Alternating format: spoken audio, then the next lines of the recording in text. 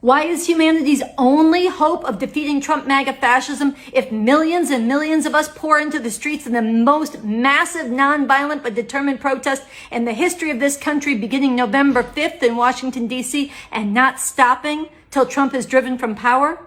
Listen to this from Governor Ferguson of Washington State. I recently received a letter from U.S. Attorney General Pam Bondi. She refers to unidentified policies and practices within Washington State that she asserts violate federal law, federal obstruction, conspiracy, and harboring statutes that carry criminal penalties with prison time. That is breathtaking.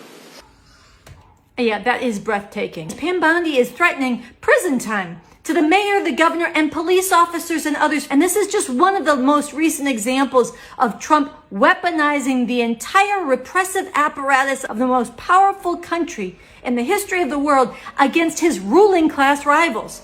He's threatened and arrested and had assaulted Democratic mayors, governors. He's even threatened Barack Obama, a former president, with treason. That carries the death penalty. Think about that. The other day, his FBI raided John Bolton's home, and when Chris Christie spoke out against it, Trump threatened Christie too. They are systematically, these fascists, knocking down any obstacle within the ruling class to imposing their all-out fascist terror, and they are paving the way for even more massive atrocities against the masses of people. In the America that I love, we resolve our differences peacefully through public discourse, and if necessary, through the courts, not by threatening political opponents with imprisonment. That's how disputes within the ruling class have been handled for nearly 150 years, since shortly after the end of the Civil War. But no more. So while it's positive that Governor Ferguson is pledging to stand up and litigate Trump, it is woefully insufficient. In 2017, I was the first state attorney general to challenge President Donald Trump's efforts to trample our Constitution in court, and I was the first attorney general to defeat him.